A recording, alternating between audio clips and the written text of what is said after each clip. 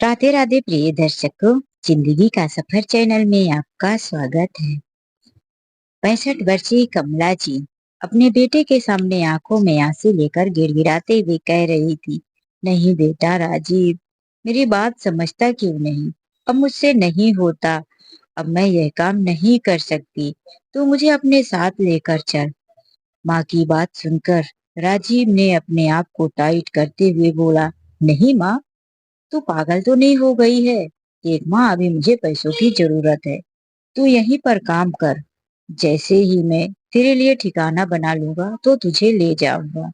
बेटा, जब से तू 10 वर्ष का था तब से मैं काम कर रही हूँ। अब मुझसे यहाँ पर काम नहीं किया जाता। लेकिन राजीव अपनी माँ को डाइट से डांटता है। माँ, काम नहीं करोगी तो कहाँ जाओगी? तुमको रहने का भी तो कोई ठिकाना नहीं है। राजीव ने अपनी माँ को जोर से चिल्लाकर डांटा तो अंदर जमींदार के कानों तक आवाज पहुंची। जमींदार बाहर निकलते हैं कि देखूं घर के बाहर इतनी आवाज किसकी आ रही है। देखे तो उनके घर में काम करने वाली कमला और उनके बेटे राजीव की बहस हो रही थी। जमींदार जी पास आकर कहते हैं, राजीव, तू कब आया? और तू अपनी माँ के साथ ऐसी बातें क्यों कर रहा है? राजीव जैसे ही देखा जमींदार को तो अपने रंग बदल दिए। जाकर झुककर उनका पैर छूता है। पाए लागू जमींदार काका। अरे काका, यह माँ है ना, कि मेरी एक भी नहीं सुनती। मैं माँ को डांट नहीं रहा था और ना ही माँ से ऊंची आवाज में बात कर रहा था। मैं तो बस माँ को इतना कह रहा था कि माँ, अब तुम बूढ़ी हो गई हो। तुमने मुझे पढ़ाया लिखाया। बचपन से आज तक मैं तुमको मेहनत करते ही देख रहा हूँ। काका, आप ही समझाओ ना माँ को। राजीव के मुंह से यह बात तो निकल गई, लेकिन वह अंदर ही अंदर डर रहा था कि कहीं सच में माँ तैयार ना हो जाए। इधर जब माँ ने सुना कि राजीव कैसी पलटू बातें कर रहा है, अभी तो मैं राजीव से बोल रही थी कि मुझे अपने साथ लेकर चल, तो बोल रहा था कि माँ, तुम कहाँ जाओगी?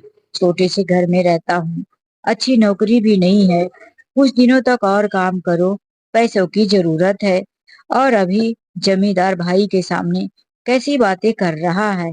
बेचारी बूढ़ी माँ, जिनकी आंखों में ममता की पट्टी बंधी थी, कोमल हृदय, सीधे सरल स्वभाव की माँ, बेटे के इस राज को समझ नहीं पाई। तब जमींदार जी कहते हैं, अरे कमला बहन, जब बेटा इतना कह रहा है तो चली क्यों नहीं जाती?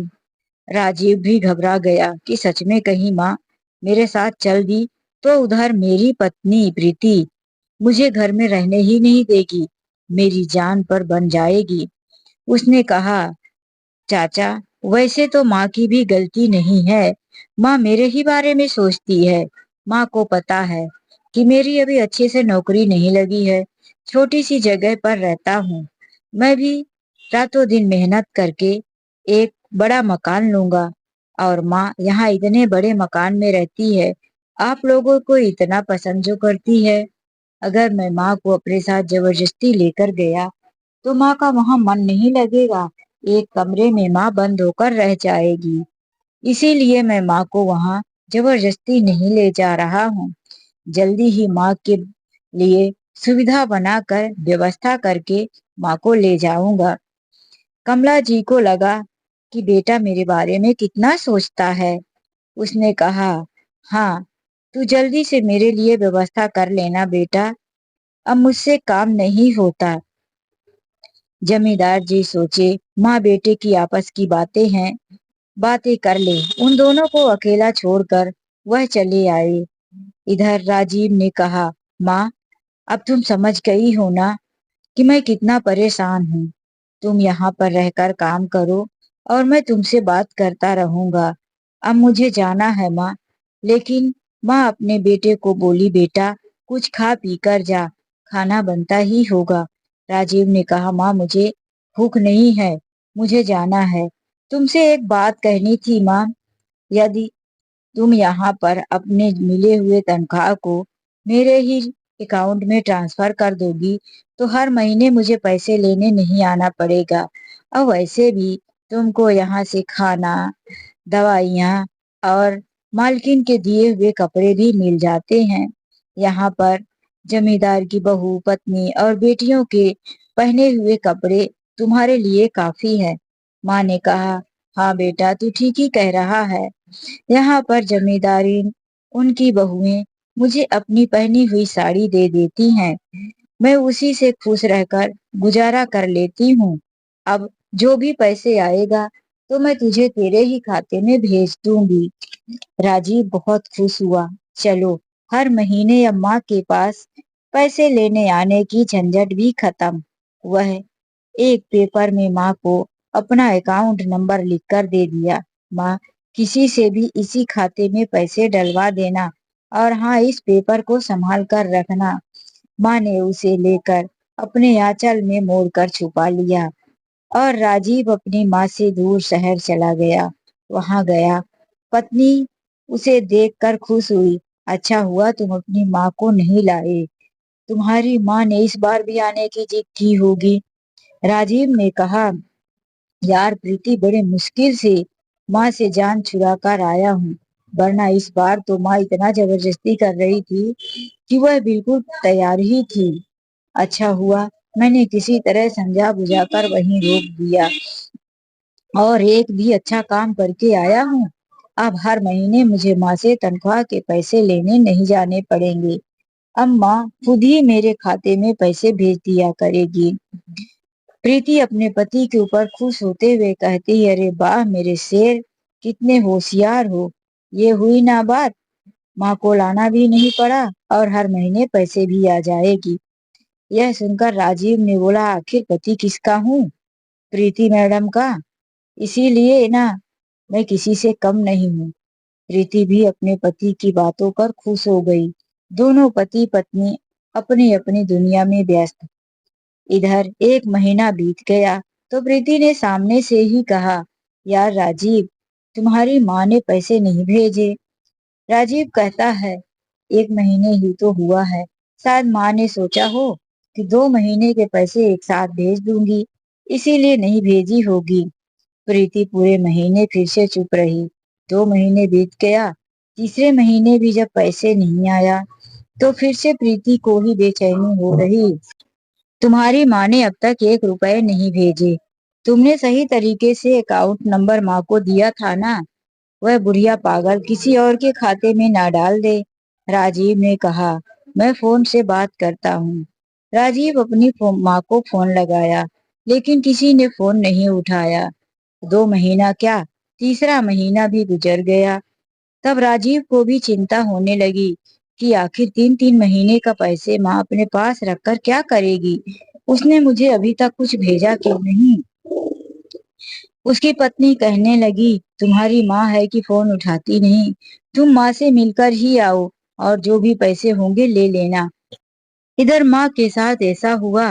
राजीव के जाने के बाद महीना पूरा होने ही वाला था कि एक दिन माँ कपड़ा धोकर सुखा रही थी। थोड़े से कपड़े और बचे थे कि माँ को चक्कर आ गया। बाहर ही बैठे जमींदार जी पेपर पढ़ रहे थे। अचानक से कमला जी को गिरता हुआ देखकर जोर से आवाज लगाए, कमला बहन, क्या हुआ? उनकी आवाज सुनकर और लोग भी आ गए। उनको उठाकर बैठाए, हवा किए, पानी दिए। तब कमला जी कहने लगी, कुछ दिन से तबीयत ठीक नहीं है, कमजोरी सी लग रही थी। जमींदार जी कहने लगे, तो आराम करना चाहिए था ना, क्यों काम करती हो? वहीं पर जमींदार जी का नौजवान बेटा भी बाहर गया था घूमने खेलने। वापस आया तो देखा भीड़ जमा थी। वह भी पहुंचा तो देखा कि कमला जी नीचे बैठी हुई थी। उनका बेटा पूछा, क्या हुआ? कमला बुआ को क्या हुआ? तो जमींदार ने कहा, बेटा जरा गाड़ी निकाल और कमला बहन को लेकर हॉस्पिटल जा। कई दिनों से यह बीमार है, पर संकोच के कारण हमसे कहती नहीं। जमींदार के बेटे ने कहा, इनको अब छुट्टी क्यों नहीं दे देते पापा, यह आराम करे। अब इन्हें काम करने की क्या जरूरत है? जमींदार जी ने कहा, बेटा, बेचारी काम नहीं करेगी तो क्या करे? बेटा भी आया था बुलाने, लेकिन यह नहीं गई। कहती है कि बेटे का छोटा सा घर है, कोई अच्छी नौकरी नहीं है, कैसे जाए, वहां भी गुजारा नहीं हो पाएगा। यह सुनकर जमींदार जी का बेटा चौंक गया। पापा, कैसी बातें करते हो? मैं जब शहर गया था 3-4 महीने पहले, आपको याद है ना, तो मैंने वहां पर राजीव को देखा। राजीव एक कार से उतरकर किसी बड़ी सी हवेली में घुस गया। मैं वहां से ऑटो से गुजर रहा था। राजीव को देखकर मैंने ऑटो रुकवाया, आवाज दिया, लेकिन राजीव जब तक अंदर जा चुका था। मैं उसी घर के पास पहुंचा। मैंने कई बार आवाज लगाई, जिसमें राजीव गया था। किसी ने मेरी आवाज नहीं सुनी और ना ही दरवाजा खोला। तब मैंने पड़ोसियों से पूछा कि यह लड़का अभी गया है तो यहाँ काम करता है। तो उन्होंने बताया कि यह राजीव सर हैं, उनका ही वह बंगला है और उनके पास 2-3 कार, नौकर चाकर सब कुछ है। राजीव के बारे में मैंने सारी जानकारी निकाली। राजीव तो कहीं से गरीब नहीं लगता, उसका बहुत बड़ा बिजनेस है। यह सुनकर कमला जी को जो अभी चक्कर आया था, उनके पैरों तले जमीन सरक गई। मेरा बेटा मुझे इतना बड़ा धोखा दे रहा था। मैं यहाँ कपड़े, बर्तन, झाड़ू पोछा करके जो पैसे इकट्ठा करती हूँ, अपनी दवाइयों में भी नहीं लगाती, उसके लिए दे देती, और वह मुझसे झूठ बोलता कि मेरे पास अभी पैसे नहीं हैं। वह तो कुछ बोल ना पाई, लेकिन जमींदार जी ने कहा, कमला बहन, लो, सुन लो अपने बेटे की सच्चाई। तुम्हारा बेटा तुम्हारे सामने भोला भाला बनता हुआ कहता है कि मैं गरीब हूँ। तुम बूढ़ी माँ को अपने साथ नहीं ले गया। कमला बहन धीरे धीरे उठी और कहने लगी, जमींदार भैया जी, उस दिन भी जब मेरा बेटा राजीव आया था, तो वह मुझे लेने नहीं आया था। मैं ही उसके साथ जाने के लिए तैयार थी। जब मुझसे काम नहीं होता तो मैं यहाँ रहकर भी झूठी तनख्वाह कैसे ले सकती हूँ? तू मुझे अपने साथ लेकर चल। लेकिन उसने कहा कि अभी मेरे पास व्यवस्था नहीं है। मैं छोटी नौकरी करता हूँ, छोटे से घर में किसी तरह गुजारा करता हूँ। और वही मुझे गुस्सा कर रहा था। जब आप बाहर आए तो उसने बात को बदलते हुए कहा कि मैं ही उसके साथ जाना नहीं चाहती। अरे, मैं भोली उसकी बात समझ नहीं पाई कि वह कितना चालाक और शातिर निकला। अब जमींदार जी को भी गुस्सा आ गया। तो ये बात है, वह इतना नालायक है जो अपनी माँ को इस तरह से धोखा दे रहा था और मेरे सामने इतना बड़ा झूठ बोला। कमला बहन, तुमने अपने उस नालायक बेटे को बचपन से पाल पोस कर बड़ा किया। जब कमला जी का बेटा राजीव मात्र 10 साल का था, तभी उनके पति एक्सीडेंट के कारण इस दुनिया को छोड़कर चले गए थे। कमला जी के पति श्यामलाल जी जमींदार के यहाँ ही ट्रक चलाया करते थे। जमींदार हमेशा उनको अपने घर जैसा ही मानते थे, क्योंकि बचपन से ही कमला जी के पति जमींदार के घर में रहते थे। लेकिन एक दुर्घटना के कारण जब मौत हो गई, कमला जी 10 साल के बेटे को लेकर कहाँ जाती। वह कुछ दिनों तक तो थोड़े बहुत जमा पूंजी से घर चलाती रही, लेकिन जब बच्चे को पढ़ाना लिखाना, घर का खर्च पूरा ना हो पाया, कई जगह काम ढूंढने भी गई, लेकिन नहीं मिला। एक दिन जमींदार साहब के घर में आकर कहती है, भैया, मेरे पति आपके घर में काम करते हुए दुनिया छोड़कर चले गए। अब पति का काम तो मुझसे होगा नहीं।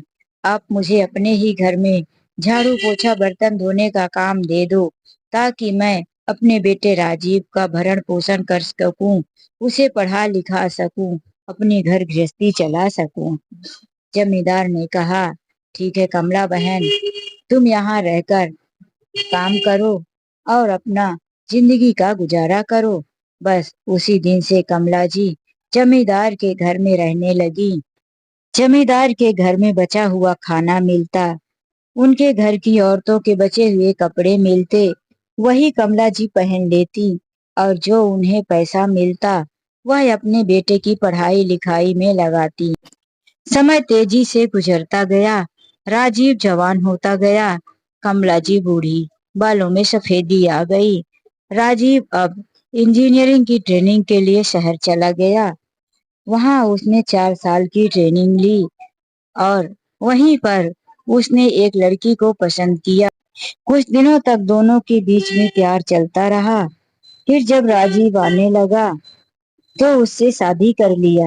राजीव ने कहा कि मेरे घर चलो, तो राजीव की पत्नी प्रीति ने कह दिया कि मैं गांव में जाकर नहीं रहूंगी, मैं यहीं रहूंगी। तुमको भी तो यहीं नौकरी करनी है, इसीलिए हम दोनों शहर में ही रहेंगे। राजीव अपनी माँ के पास मिलने जाता, लेकिन एक रात में वापस चला आता। उसने माँ से बताया, माँ मैंने वहाँ शादी कर लिया है, तुम्हारी बहू शहर वाली है। माँ ने सुना तो तड़प उठी, बेटा बहू लेकर क्यों नहीं आया, मैं भी उससे मिल लेती, देख लेती। एक ही अधिकार था कि तू तेरे सिर पर सेहरा सजा हुआ देखती, लेकिन वह भी ना कर पाई। अब बहू से ही मिलवा दे। राजीव कहने लगा, माँ बहुत जल्दी मिलवाऊंगा। माँ मुझे एक तुमसे काम है, तुम ऐसा करो कि मुझे कुछ पैसों की व्यवस्था कर दो। माँ ने कहा, बेटा मेरे पास तो इतने पैसे नहीं हैं, ले थोड़े बहुत पैसे पड़े हैं। माँ ने 4-5 हजार रुपए जमा किए थे। वह उसे देने लगी तो राजीव ने मुस्कुरा कर कहा, अरे माँ इतने पैसे में मुझे कुछ नहीं होगा, मुझे तो 50 लाख रुपए चाहिए। माँ की आंखें फटी रह गई, बेटा 50 लाख रुपए कहाँ से लाकर दूं? राजीव ने कहा, माँ एक आइडिया है, तुम तो कभी घर पर आती नहीं हो, मेरे शहर जाने के बाद जमींदार काका के घर में ही काम करती हो, वहीं खा पी कर एक कोने पड़ी रहती हो। यह घर हमारा खाली ही पड़ा रहता है, इसे ही बेचकर मुझे पैसे दे दो।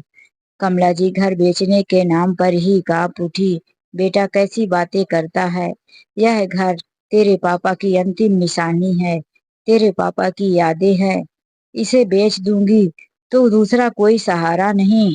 राजीव ने कहा, माँ मैं तुम्हारी अंतिम निशानी हूँ, यह मिट्टी पत्थर नहीं। अब मैं तुम्हारा बेटा बड़ा हो गया हूँ, तुम्हारे जीवन का सहारा हूँ, तुम मेरे लिए इतना नहीं कर सकती। माँ ने कहा, आखिर घर भी तेरा है, तुझे ही रहना है, जो समझ में आए कर ले। माँ ने घर बेचने की इजाजत दे दी। राजीव ने तुरंत घर को बेच दिया और वह पैसे लेकर शहर चला गया। उन्हीं पैसों से और कुछ अपने पास जमा किए हुए पैसों से एक शानदार हवेली वह शहर में खरीद लेता है और अपनी पत्नी के साथ सुख पूर्वक वहां रहने लगता है। उसकी पत्नी प्रीति इतनी लालची थी कि जब उसने सुना कि उसकी माँ किसी जमींदार के यहाँ काम करती है और उन्हें कुछ पैसे भी मिलते हैं, तो उसने कहा कि जब तुम्हारी माँ वहाँ खाती है रहती है, पहने हुए कपड़े मांग कर पहन लेती है, तो फिर उनको पैसे की क्या जरूरत है, पैसे तुम ही ले लिया करो। राजीव अब अपनी माँ से जब भी मिलने जाता तो पैसे की बात कर देता, माँ जो भी पैसा बचा हो मुझे दे दो। मिलने का तो उसका मात्र एक बहाना था, वह हर महीने माँ से पैसे लेने जाया करता था। उस दिन भी वह पैसे लेने ही गया था। यही वह सारी बात कमला जी सोचकर तड़प उठी और कहने लगी, जमींदार काका मेरे बेटे ने मेरे हृदय पर इतना गहरा चोट पहुंचाया है कि अब मैं कहीं कुछ नहीं कर सकती, अब मैं आपके घर से भी जा रही हूँ। जमींदार ने कहा, कमला बहन तुमको हमने ऐसे ही बहन नहीं माना है, कभी पराया नहीं समझा, तुम इस घर से कहीं नहीं जाओगी, और हाँ आज के बाद तुम कोई मेहनत वाला काम नहीं करोगी। अपने बेटे को बोला, ले जा बुआ को दवा दिलाकर आ, और कमला जी की जगह एक नौकरानी रख दिए और कहने लगे, कमला जी का ध्यान रखना, बेटा नालायक निकला तो क्या हुआ, हमारे ही घर में कमला जी का पति और उनका पूरा उम्र गुजर गया। अब बुढ़ापे में हम उन्हें बेसहारा नहीं छोड़ सकते। कमला जी उनके घर में रह रही थी, लेकिन अपनों की दी हुई चोट को वह भुला नहीं पा रही थी। इधर 3 महीने गुजरा कि जब कमला जी ने पैसे नहीं भेजा तो उनका बेटा गुस्से से बौखलाकर पैसे लेने के लिए जमींदार जी के घर पहुंच जाता है। शाम को 6 बज रहे थे। गर्मी का मौसम था। कमला जी बाहर पेड़ों से गिरी हुई पत्तियों को समेटकर एक साइड में रख दी थी और फिर वहीं ठंडी हवा में बैठी हुई अपनी ही दुनिया में सोच रही थी। वह अब गुमसुम रहने लगी थी कि तभी राजीव वहां पहुंच जाता है और दूर से ही कहता है, माँ तुम यहाँ बैठी हो? मैंने तुम्हें कितनी बार फोन किया, तुमने मेरा फोन नहीं उठाया। कमला जी बेटे की आवाज सुनकर भी अनसुना कर देती हैं, जैसे उनके कानों तक आवाज पहुंची ही ना हो। राजीव सामने आकर कहता है, माँ पागल हो गई हो और लगता है बहरी भी हो गई। तुम्हें सुनाई नहीं देता कि मैं आवाज दे रहा हूँ? वह सामने आकर बोलता है, माँ मैंने तुमको एक काम सौंपा था, ढंग से वह भी नहीं हो पाया। कमला जी कहती हैं, तुम कौन हो और मुझे क्यों परेशान कर रहे हो? राजीव को और गुस्सा आया। उसने बोला, दिमाग खराब हो गया है क्या? मैं तुम्हारा बेटा राजीव हूँ। ये बताओ 3 महीने का पैसा तुमने क्या किया? मैंने तुम्हें एक पेपर में अपना खाता नंबर लिख कर दिया था ना कि इसी में पैसे डलवा देना। तुमने पैसे क्यों नहीं भेजे? वहां से आने में मेरा कितना समय बर्बाद हुआ। कमला जी ने कहा, कौन से पैसे और किसके पैसे? मैं किसी का कर्ज तो लगती नहीं हूँ जो पैसे भेजूं। यह सुनकर राजीव गुस्से में था। अरे क्या हो गया है तुमको? कैसी उल्टी सीधी बातें करती हो? कमला जी ने कहा, मुझे कुछ नहीं हुआ। अभी तो मैं सीधी बात करने लगी हूँ, वरना मैं सच में उल्टी बात ही करती थी। मैं पागल थी जो तुम्हारे प्यार में, तुम्हारी ममता में आंखों में पट्टी बंधी थी। तुम्हारे मोह में आकर मैंने सब कुछ तुम्हें दे दिया और तुमने क्या किया? मुझे बताया कि मैं गरीब हूँ, छोटे से घर में रहता हूँ, जबकि तुम इतनी बड़ी हवेली में रहते हो, तुम्हारे पास कार है। यहाँ तक कि तुमने अपने ही घर में अपने सास ससुर को बड़े ऐश आराम से रखा है और एक बूढ़ी माँ के लिए तुम्हारे घर में जगह नहीं है। निकल जा बेटा, मेरी नजरों के सामने से दूर चला जा। कहीं मेरी आत्मा से निकली हुई कोई आवाज तेरे लिए श्राप ना बन जाए। तू यहाँ से चला जा, तेरा और मेरा रिश्ता हमेशा हमेशा के लिए खत्म हो गया। यह कहते कहते कमला जी की आंखों में आंसू आ गए। वह मुड़कर वहां से चली गई। वहीं खड़ा का खड़ा राजीव धरती पर गड़ने जैसी हालात हो गई। शरीर पत्थर सा। वह काफी समय तक गुमसुम खड़ा अपनी माँ को धीरे धीरे जाता हुआ देखता रह गया। आज उसकी आत्मा ने उसे धिक्कार दिया। वह वहां से गुमसुम वापिस घर लौटा। उसकी पत्नी यहाँ घर पर शहर में उसका इंतजार कर रही थी कि राजीव पैसा लेकर आएगा और मुझे लाकर मेरे हाथों में देगा। उन्हीं पैसों से ब्यूटी पार्लर जाऊंगी। राजीव के आते ही पत्नी ने पूछा, क्या हुआ? इतना उदास क्यों लौट कर आए? पैसे कहाँ हैं? राजीव ने कोई जवाब नहीं दिया और कमरे के अंदर आ गया। उसकी पत्नी प्रीति इतनी ढीठ थी, पीछे पीछे आई और कहने लगी, अरे इतना चुप क्यों हो? जवाब दो, तुम्हारी माँ ने पैसे दिए कि नहीं? राजीव ने कहा, चुप कर, माँ ने कोई पैसे नहीं दिए और मेरे सामने से हट जा। वह कहती है, बुढ़िया की इतनी हिम्मत कि तुमको बिना पैसे वापिस कर दिए। तुमने अपनी माँ को कुछ बोला नहीं? राजीव ने कहा, अगर मेरी माँ के बारे में कुछ भी बोला तो देख, मुझसे बुरा कोई नहीं होगा। हट जा यहाँ से। तेरी वजह से मैं अपनी माँ से दूर रहा, अपनी माँ को अपने ही घर में नहीं ला सका। यह सुनकर प्रीति का भी मूड खराब हो गया। बोली, अच्छा, तो वह बुढ़िया यहाँ आने के लिए तैयार थी, इसीलिए तुमको पैसे नहीं दिए। उस बुढ़िया के लिए मेरे इस आलीशान हवेली में कोई जगह नहीं है। वह दूसरों के घर में झाड़ू पोछा बर्तन करने वाली नौकरानी हमारे स्टैंडर्ड की नहीं है। वह हमारे साथ कभी नहीं रह सकती। राजीव को गुस्सा आता है। वह अपनी पत्नी के गाल पर एक थप्पड़ मार देता है। तू मेरे माँ के बारे में ऐसा बोल रही है? मैं उसी माँ का बेटा हूँ और उसी माँ के बेचे हुए घर के यह पैसे हैं। निकल जा मेरे घर से, बड़ी आई अमीर की औलाद। अगर तू इतनी अमीर होती, तेरे माँ बाप मेरे टुकड़ों पर नहीं पलते। हट जा यहाँ से। राजीव ने भी आज सुना ही दिया। इतना सुनकर प्रीति की माँ वहां आई और राजीव को चिल्लाती है, दामाद जी, इतनी हिम्मत कैसे हुई मेरी फूल सी बच्ची पर हाथ उठाने की? और यह सब क्या बके जा रहे हो? इतना बकवास क्यों कर रहे? राजीव आज बहुत गुस्से में था। उसने कहा, अपनी माँ को लो और आप भी यहाँ से चले जाओ।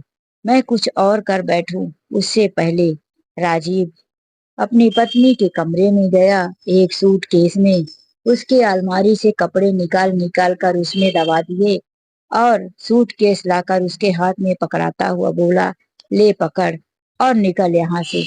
तेरे लिए मेरे घर में कोई जगह नहीं है। वह गुस्से से बोली, चलो माँ, मैं भी कहाँ रहने चाहती हूँ ऐसे भिखारियों के घर में। वह गुस्से से अपनी माँ के साथ चली गई। राजीव ना खाया और ना ही मन को सुकून मिला। बस माँ की वही बात उसके दिमाग में बार बार आ रही थी, तू चला जा यहाँ से, वरना मेरी आत्मा से निकली हुई कोई आवाज तेरे लिए श्राप बन जाएगी। तू चला जा यहाँ से, तू चला जा यहाँ से, तू चला जा यहाँ से। बस वही आवाज उसके कानों में बार बार गूंजती रही। वह कान दबाने की कोशिश भी करता, लेकिन माँ की वह आवाज उसका पीछा नहीं छोड़ी। वह ऑफिस भी गया, लेकिन उसका मन नहीं लगा। वह आया और सोचने लगा, अब मैं इस शहर में नहीं रहूंगा, यह घर बेच दूंगा। उसने उस घर को बेच दिया। जो भी पैसा मिला वह लेकर वह शहर पहुंच जाता है। शहर में जाकर वह अपने लिए घर तलाश करता है। किस्मत ने यहाँ पर साथ दिया। जहाँ उसका पुराना पुश्तैनी मकान था, पास में जमीन बिक रही थी। राजीव ने वहां पर जमीन खरीदा और अपने घर को उसी डिजाइन में बनवाया जैसा उसका पुश्तैनी मकान हुआ करता था। राजीव ने यह काम सब बहुत जल्दी जल्दी करवाया और फिर एक दिन पहुंच गया अपनी माँ के पास। माँ आज भी उदास और मुरझाए हुए चेहरे में आसमान की तरफ देखते हुए बैठी थी। राजीव वहां पहुंचते ही माँ के पैरों पर गिर गया। माँ, मैंने सब कुछ खत्म कर दिया, शहर का घर बेच दिया, मैंने अपनी पत्नी को छोड़ दिया। माँ, मैंने तेरे लिए एक सरप्राइज रखा है, अब तू मेरा दिल मत तोड़ना। अब मैं हमेशा के लिए तेरे पास आ गया हूँ माँ, अब मैं नहीं जाऊंगा। अब मुझे तू श्राप मत देना, मुझे जाने के लिए मत कहना। देख माँ, तेरा राजीव वापिस आ गया है। आज बेटे की आंखों की आंसू प्रायश्चित के आंसू थे। माँ ने उसे उठाया और बोला, तू रो मत राजीव, मैं तुझे कभी तकलीफ में नहीं देख सकती। राजीव ने कहा, तो माँ चल मेरे साथ। राजीव अपनी माँ का हाथ पकड़ा और लेकर आया अपने गांव में, जहां उसने अपना मकान बनाया था। देख माँ, मैंने शहर का मकान बेचकर यहाँ तेरे लिए घर बनाया है, वही पुराना डिजाइन घर। आज कमला जी को अपने पुराने घर की याद आ गई। उसे देखते ही लगा कि वह अपने उसी घर में आ गई, जिस घर में वह अपने पति के और नाबालिग राजीव के साथ रहा करती थी। अब राजीव अपनी माँ की खूब सेवा करता, उन्हें कोई तकलीफ नहीं होने देता। एक दिन कमला जी ने देखा कि राजीव मेरी सेवा तो कर रहा है, लेकिन उसके अंदर की कोई खुशी नहीं बची है।